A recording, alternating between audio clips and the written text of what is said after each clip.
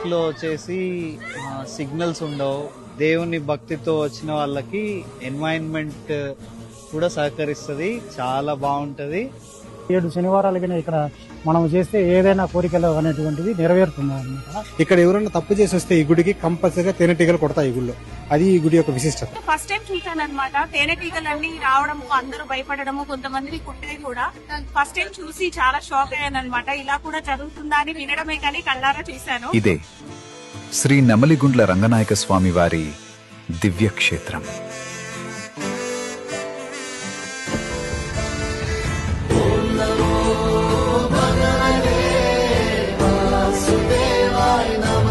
ఇక్కడ మనస్ఫూర్తిగా నమ్మకంగా స్వామివారిని నమ్మి కోరిన కోరికలన్నీ ఖచ్చితంగా నెరవేరుతాయి.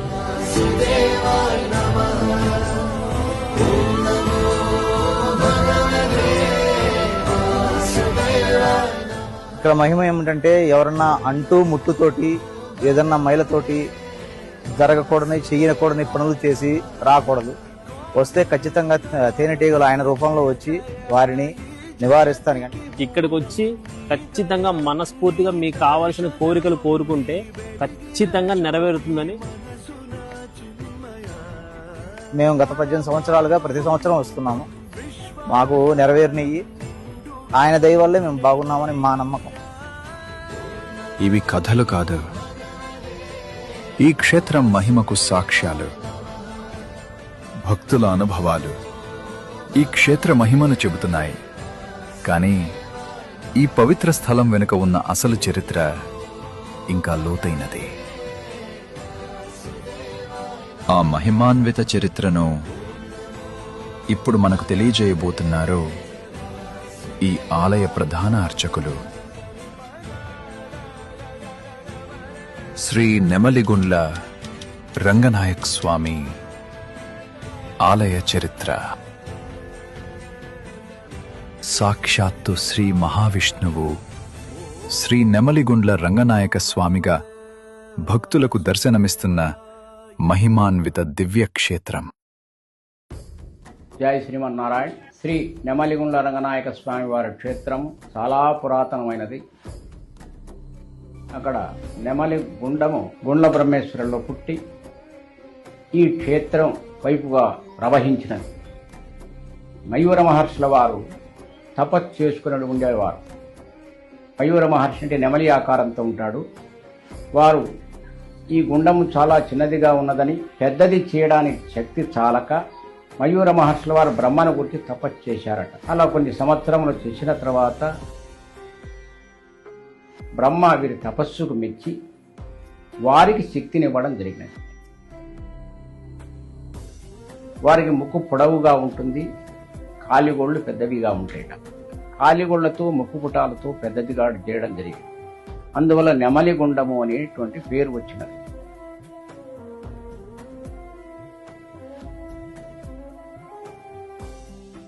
ఇక్కడ భక్తుల నమ్మకం ప్రకారం పిల్లలు లేని దంపతులు భక్తితో ఈ క్షేత్రానికి వచ్చి స్వామివారికి నమ్మకంతో మొక్కుకుంటే వారికి సంతానం లభిస్తుందని చాలామంది అనుభవంగా చెప్తున్నారు.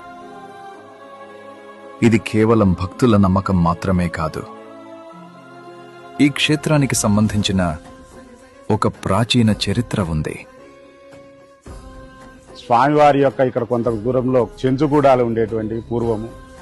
ఆ చెంచుగూడాలలో బయన్న బయక్క అనేటువంటి ఇద్దరు దంపతులు ఉంటే వారికి సంతానం కోసము తిరుగుతూ ఉన్నటువంటి సమయంలో మయూర మహర్షి వారు వారికి కనిపించడము, వారిద్దరికీ చెప్తాడు ఇక్కడ రంగనాయక స్వామి దగ్గర తపస్సు చేసుకోమని చెప్పడంతో మయూర మహర్షి వారు ఆ స్వామివారి యొక్క అనుగ్రహంతో ఆ బయక్క కొంతకాలం తర్వాత గర్భవతి ఆమె నవమాసాలు పూర్తయిన తర్వాత ఒక అమ్మాయికి జన్మనిస్తుంది. ఆ అమ్మాయి పేరు లక్ష్మీదేవి అనేటువంటి నామకరణం చేస్తారు. అల్లారు ముద్దుగా పెంచుకుంటున్నటువంటి వారిద్దరికీ కొంతకాలానికి ఆ అమ్మాయికి వివాహానికి యుక్త వయసు వచ్చిన తర్వాత చెంచుగూడాల యొక్క సాంప్రదాయం ప్రకారం వివాహం జరిపించాలనేటువంటి సత్సంకల్పంతో వారి పెద్దలందరూ ఆ గూడెం పెద్దలందరూ నిర్ణయించడంతో ఆ లక్ష్మీదేవి శ్రీ రంగనాయక స్వామిని తప్ప నేను ఎవరిని వివాహం ఆడను అని అక్కడి నుంచి ఆ గూడాల నుంచి బయటికి రావడం జరుగుతుంది. మయూర మహర్షి వారిని సంప్రదించడంతో తదుపరి మహర్షుల వారు ఆ చెంచుకన్య ఇద్దరు కలిసి ఘోరమైనటువంటి తపస్సు చేసినారని, చేసిన తర్వాత కొన్ని వందల సంవత్సరాలకు ఆమె తపస్సుకు మెచ్చి శ్రీమన్నారాయణమూర్తి అయినా పరీక్షింపదలచి చెంచువాడి అవతారంలో ఆమెను పరీక్షింపజేసిన తర్వాత తదుపరి విష్ణుమూర్తి అవతారంలో దర్శనం ఇవ్వడం జరిగింది. అప్పుడు మహర్షుల వారు, స్వామి, ఈ చెంచుకను మీరు ఇక్కడ వివాహం చేసుకొని రంగనాయక స్వామి అవతారంలో భక్తులందరికీ దర్శనం ఇవ్వమని చెప్పినట్లుగా ఆ రోజు నుంచి ముందుగా మయూర మహర్షులు తయారైనటువంటి గుండము నెమలి గుండము, పైన రంగనాయక స్వామి వెలసండి కాబట్టి నెమలి గుండము రంగనాయక స్వామి, వ్యవహారిక భాషలోకి వచ్చే నెమలిగుండ్ల రంగనాయక స్వామి అని పేరు ప్రసిద్ధి చెందినది.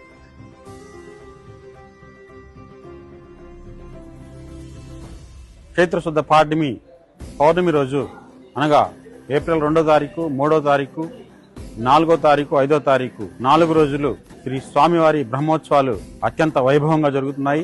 ఇది 32వ బ్రహ్మోత్సవం. 2వ తారీఖు అంకురార్పణతో ప్రారంభమవుతున్నది. 3వ తారీఖు స్వామివారి కళ్యాణం. 4వ తారీఖు స్వామివారికి కళ్యాణమూర్తుల్ని గుండం దగ్గర తెప్పోత్సవం అత్యంత వైభవంగా జరుగుతుంది. సాయంత్రం స్వామివారిని దివ్య రథోత్సవం అత్యంత వైభవంగా జరుగుతుంది. 5వ తారీఖు ఉదయం 9 గంటలకు స్వామివారికి చక్ర స్నానంతో ఈ యొక్క బ్రహ్మోత్సవాల యొక్క కార్యక్రమాలన్నీ ముగుస్తాయి. మనందరము మన ఇలవేల్పైనటువంటి నెమలిగుండ్ల రంగనాయక స్వామి వారిని అందరము కలిసి దర్శించుకొని స్వామివారి యొక్క అనుగ్రహం పొంది ఈ యొక్క బ్రహ్మోత్సవాలను విజయవంతం చేయవలసిందిగా కోరుతున్నాను. కేవలం శనివారం రోజుల్లో మాత్రమే భక్తుల అందుబాటులో ఉండి ఎటువంటి కల్మషం లేకుండా